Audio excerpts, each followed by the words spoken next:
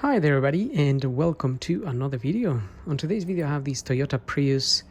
This is a 2004, so quite an older car now, and I'm gonna be changing the front discs and pads in it. And to start, we need to open the brake fluid reservoir. So you have to get your bonnet open, and this here is the brake fluid reservoir. So we're gonna just open this little cap here. This one is one of those that just plugs in, it's not actually screwed on. So the reason we take the cover off is because when we push the pistons back to fit the new pads, the fluid here gets pushed back as well. So if you have the cover on, it creates resistance. And also if you really push hard on the pistons, this cover may jump out. And another thing to note here is how much fluid you have. If you have as much as this is above the max at the moment, so somebody must have topped it up. If it was somewhere here, I'm guessing someone topped it up to the max, because as the pads wear down, this goes down. But the only thing is that if you top it up and then you change the pads, when you push the pistons back, this will go up and sometimes it can overflow. So I think this might be okay, but I'm not sure. This level might be okay, but it's quite full. So I'm gonna put a bit of paper under here, some paper and some just some rags, in case some overflows and it goes down, because this fluid is kind of corrosive. So obviously if it goes everywhere, although you can clean it, you might not be able to get every part, but you can at least save yourself the job if you can prepare yourself beforehand. So a bit of paper, some rags, just to be on the safe side. If nothing leaks, then you're okay. So having said that, I'm just going to show you the discs that I'm using. I actually got these ones here, and that's the part number there. But you need to double check with whoever you get this from, with your car registration or chassis. Make sure you get the correct ones, because sometimes they can be different. So these are the ones I have. These are the discs. Now I took them out the box and this cover, and you may notice that when you take them out, they have oil on them. So I think maybe they put a little bit of oil on them, so to prevent corrosion, moisture and whatnot. So you just want to wipe them, clean them before you fit them. So I'm using brake cleaner here, a bit of brake cleaner, and then you can wipe it with some paper. So just wipe oil that's on it. Obviously you can do it a little bit more thorough, just showing you how the oil is around. And if you put a bit of that, then you can clean it.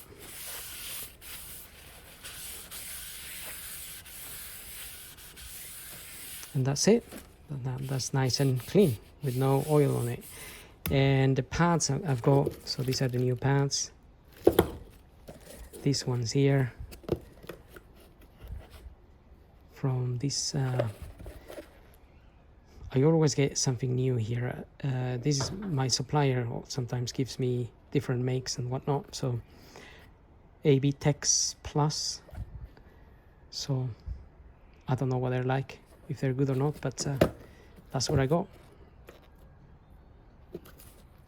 This here, and that's it. So now I'm gonna get the wheels off. Obviously you need your locking wheel nut. Remove the four wheels. Obviously you're gonna have to jack up the car. I'm using a ramp, luckily. So if I didn't have the ramp, you have to check your manual where you can jack up the car and put some axle stands, or watch another video. I'm sure there's somebody showing how to put axle stands and whatnot. So I'm gonna go ahead and remove the wheels, and then we'll get on to removing the discs and the pads. Okay, so I'm gonna start by removing these 13mm bolts here, and also I'm just gonna use a pair of pliers like this to hold the inner part. So when you start turning this is going to start turning as well. So although you can fit a 17, I think it's a 17mm spanner or so, 17, 18. My spanners are a little bit too thick, so I can't actually put them in. So that's why I normally use one of these to hold it there like that, or down here, same idea. Just hold it on the area of the metal, and then we can undo these bolts. So when you're pressing on these, just be careful not to be pressing on the actual rubber bit.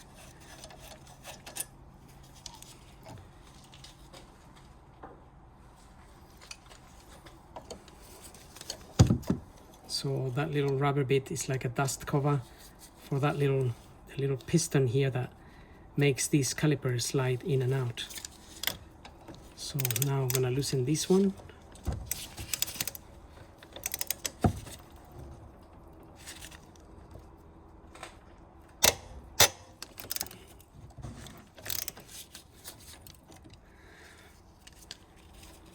So those were a bit tight, I'm not gonna lie. Never really find them that tight. And just before I actually remove that one as well,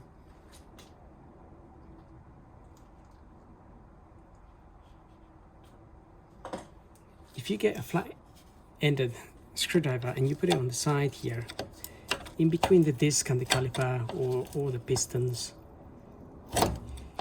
you could just, if you wedge it in there, you can push your piston back that way.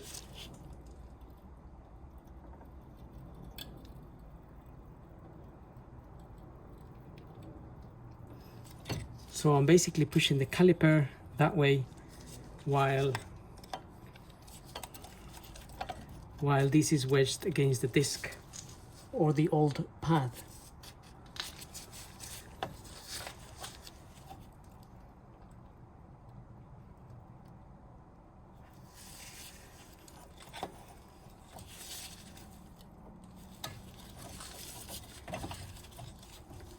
Okay.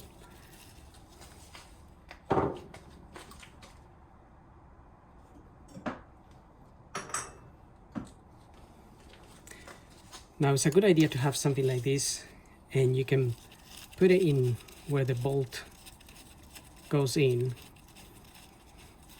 because we're going to hang this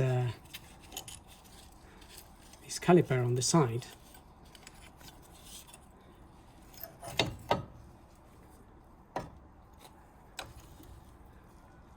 Right, so I'm just hanging the caliper up where the on the suspension spring up there.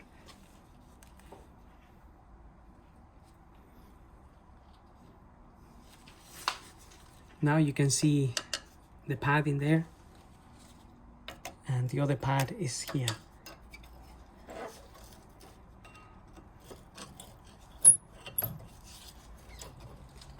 Now you may see that there's still a bit of pad on this pad. There's still a bit of this friction area here, but the reason I'm changing it is because my disc is looking a little bit corroded and a bit worn out, and also this car is actually for sale, so really prefer to sell it with a good pair of new discs and pads rather than these old ones. I mean, this might last a little bit longer, but if it's going out for sale, I'd rather sell it with the new stuff. So just make a note of this pad, comes out with that bit there, like that. So this bit here, basically, when the pad wears down and the disc gets to this point, it starts touching this bit of metal here, and then the pad and the disc starts squeaking on this. So it's sort of telling you that you need to change your pads, because these don't have a sensor, but basically that is the sensor. Right, that's the other pad. And now I'm just going to remove these. I didn't actually get new of these, so I'm gonna have to clean these, give them a clean. They usually come out okay.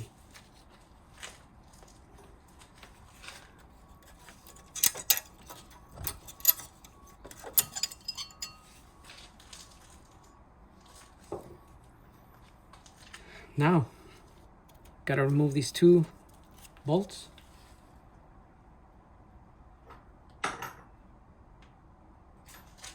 Not sure what size they might be.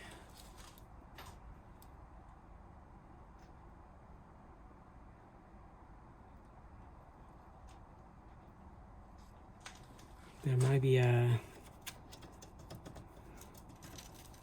Okay, that is a 17, I think. Yeah, that's a 17 mil, so these are 17 mil bolts.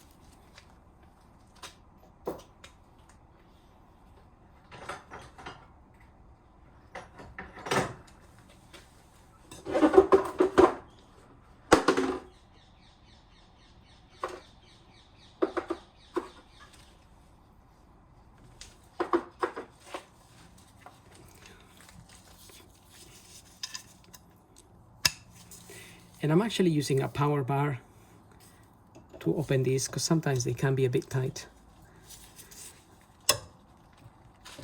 Something like 120, 130 Newton meters. But I haven't got the official figures.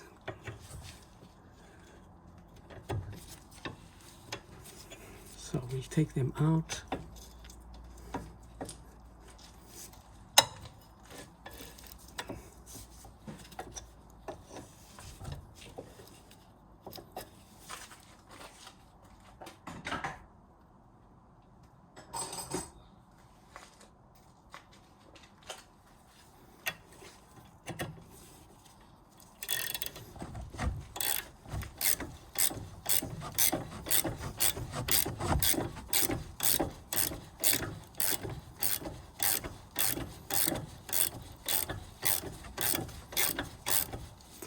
So just before I fully remove these, I'm going to remove these obviously in order to get the disc out.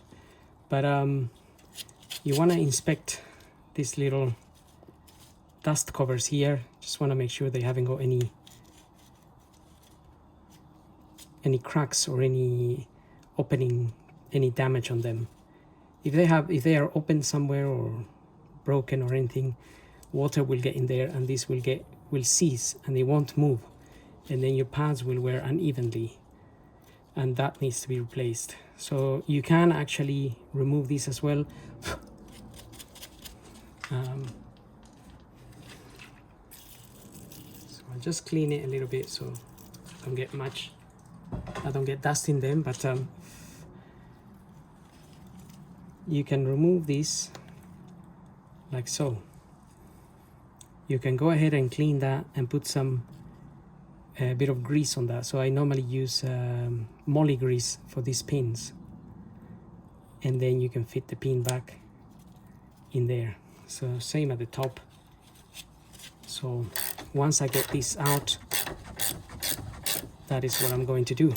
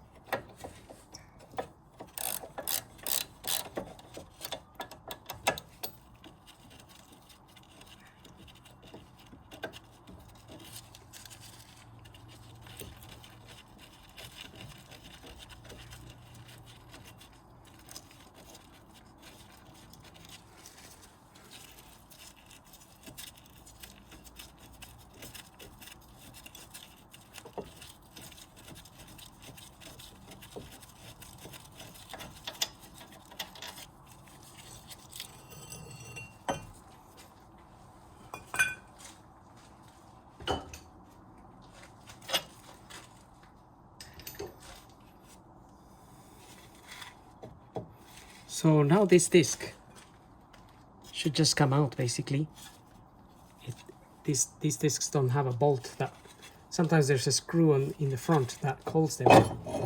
These ones don't, so that can come out.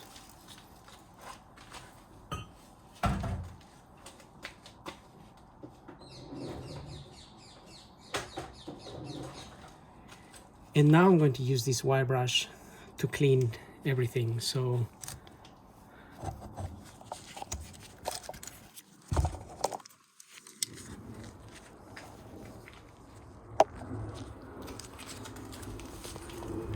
I'm going to clean this caliper carrier here with a wire brush. I'm going to clean it there and here.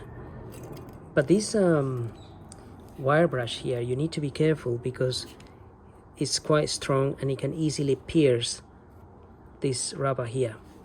So just be careful when you're wire brushing these ends. This end is okay, you can wire brush it, no problem. But it's not the same for the other side. You need to be more careful. And same goes for the caliper. I'm also going to wire brush the caliper inside, but you may see that there is a bit of rubber around the piston, and that rubber can easily be pierced with this. So I do have another wire brush, this one here. This one is very soft, which still will clean, but it won't damage the rubber. So this one will pierce the rubber and damage it. This one is a lot softer, so it doesn't damage, but you still need to be careful, obviously. So just some tips if you're gonna buy this kind of thing to do your car, or if you already have some of these, just be careful you don't damage that. So I'm going to wire brush that. I'm also going to wire brush this and clean it. So I think that all of this goes without saying. Give it all a good clean, and then it's a matter of refitting everything. So I'll go ahead and clean it. Okay, so I've got that cleaned. I just sprayed a little bit of lubricant in there for the bolt when it goes in. Just a little bit of WD-40 on those threads there. And I've also got these metal bits cleaned, so they do come out fairly okay. So first I'm gonna put the disc. So disc goes back in there, and there's, like I said, there's no really screw that holds it in place like some of the cars, but when we put the wheel and the wheel nuts, that holds everything in place. And we can go ahead and fit this as well.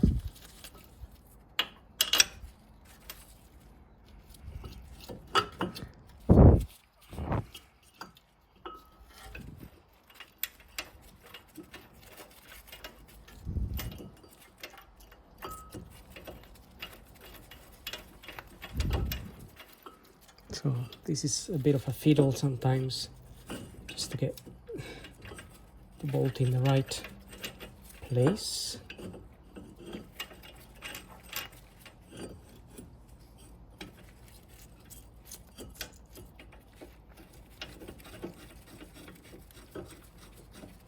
Okay, I think I got it in there. And the disc, obviously my hands have a bit of grease and whatnot, they're dirty, and I'm holding the disc, but we're gonna give it a clean anyway.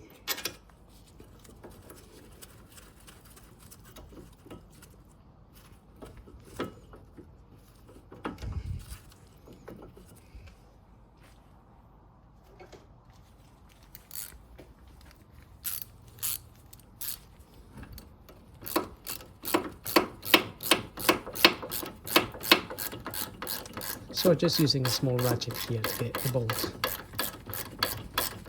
in, and this bolt up here is a bit of more of a pain in the ass to get to than the one down here, because this bolt and this part of the suspension strut are interfering.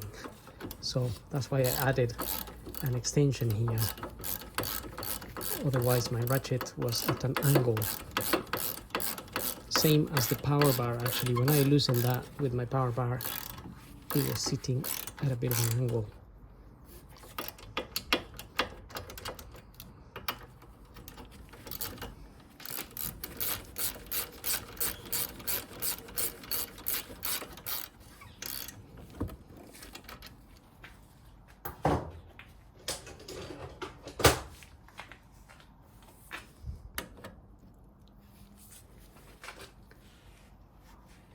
Okay, so now I'm using the power bar to tighten this, and I don't have, like I said, the official figures. Obviously these are quite tight when they go back in, but it's something like 120. It really depends on the car as well. Some are 90 Newton meters, but I think that was a smaller car I was working on the other day, and these are a bit more like a 120, 130 Newton meters. So I'll have a look on Google and put it in the relevant section, provided I find the information. But I think there is plenty of info out there, especially on these cars and the older ones.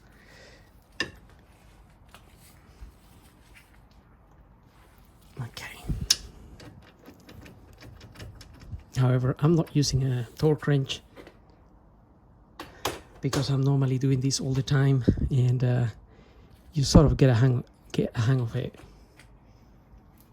But it's good practice to use the torque wrench at the same time.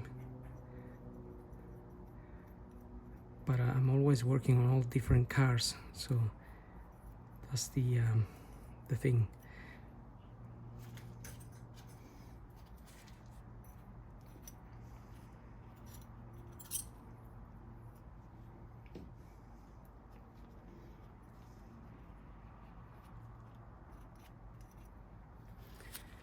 Okay, now I'm gonna fit this back. I put a little bit of copper grease on there.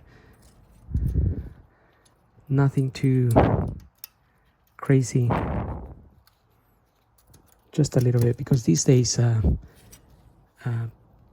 be honest, this part is where the pad slides on this.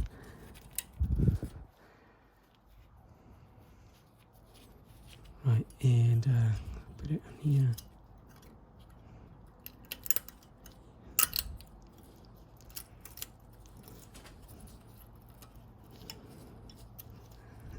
Okay.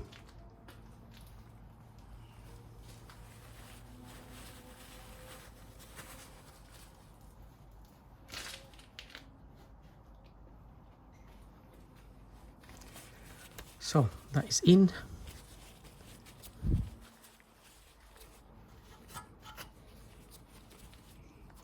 And like I said, if your disc gets a little bit dirty, we can just turn the wheel and clean it a little bit inside. You can get a bit of brake cleaner on this.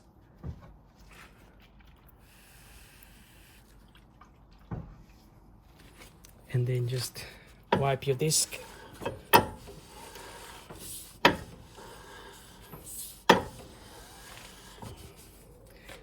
And that's it. And then obviously we can just wipe the outside as well.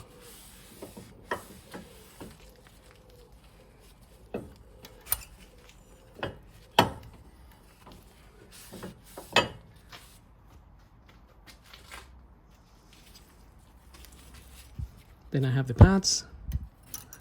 Pads will just slide into the respective places here.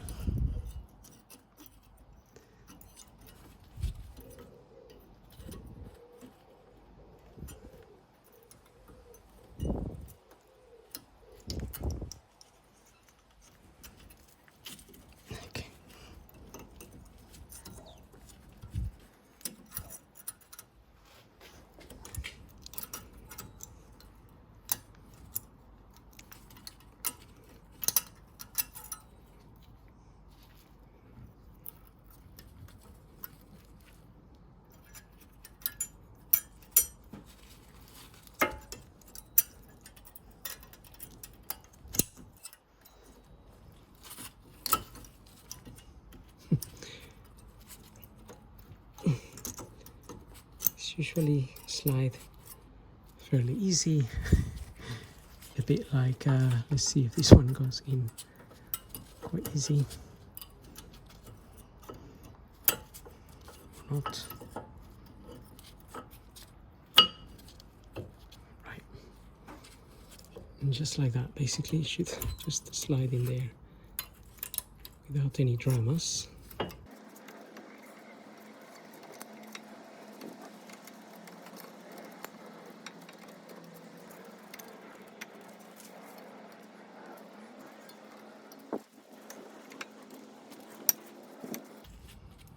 Okay, that was a bit of a fiddle. The other side was quite easy.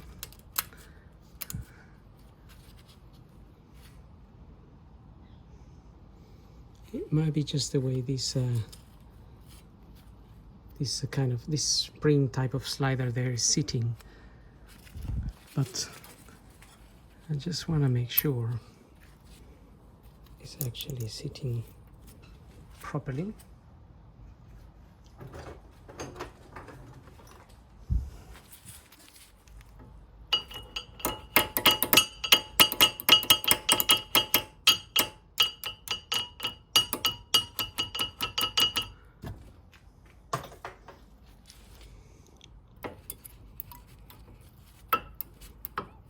Okay, that's better. Right, so we are reached this point.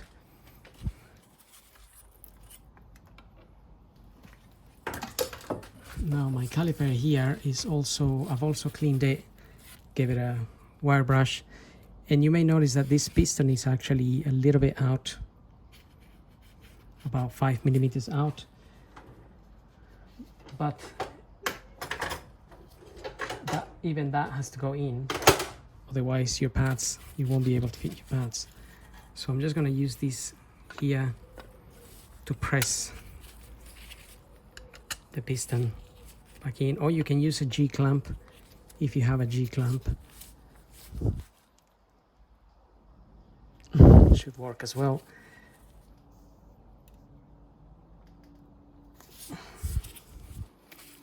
Okay,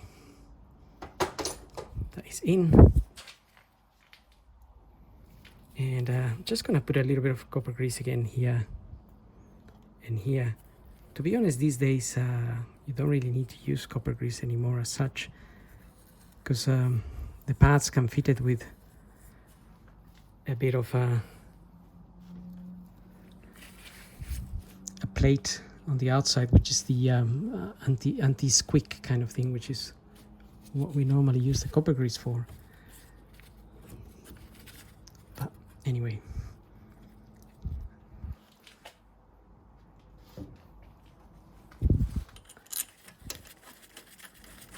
so I always put nuts and bolts in by hand as much as I can, so that way I know they are going in the correct direction, and I'm not going to cross thread them if I force them with the ratchet. Now actually these bolts, they didn't have any thread lock, so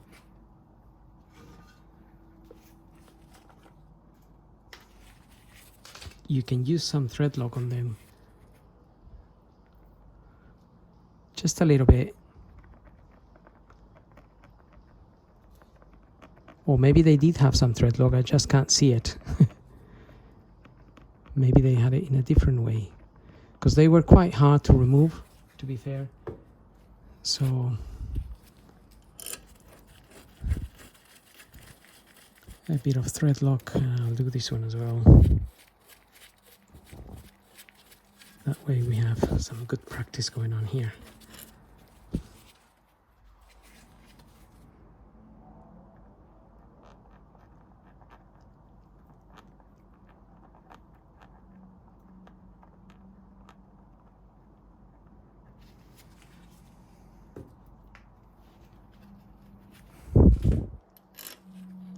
Okay, so that thread lock is kind of it's like a glue really, which just keeps the bolt in there without coming out. Not that I ever had any coming out, so, but I guess it's more of a safety feature than anything else. Now again, if this moves, you want to hold it with your pliers and then tighten this. And again, I haven't got the official figures for this, but between 30 and 35 Newton meters for these bolts, usually. So don't overdo it and don't damage them. Because if you do, then you have to drill them out, or maybe you damage the actual carrier or the little piston in there. And by the time you get a new one,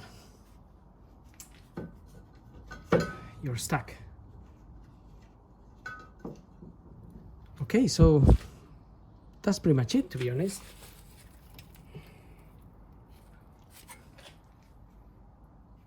Now I'm gonna put a bit of copper grease around this area here. So this is just where the wheel sits. Sort of prevents the wheel from sticking from all the water that comes in here, and corrosion forms around here. And now I'm gonna fit my wheel back, and I'll meet you at the engine bay. Okay, so you can see how much my fluid is gone back. It was a little bit above the max, but now it's gone all the way up. Maybe you can just about see that, but it didn't quite overflow. Now the first thing I'm going to do is I'm just going to pump the brake a couple of times until it's nice and hard, because it's definitely going to go all the way in.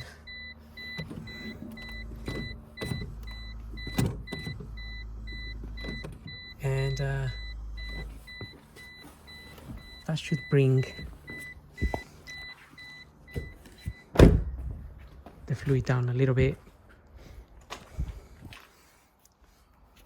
Again, maybe you can just notice it went down a little bit, but obviously my tank here, my reservoir, was already overfilled.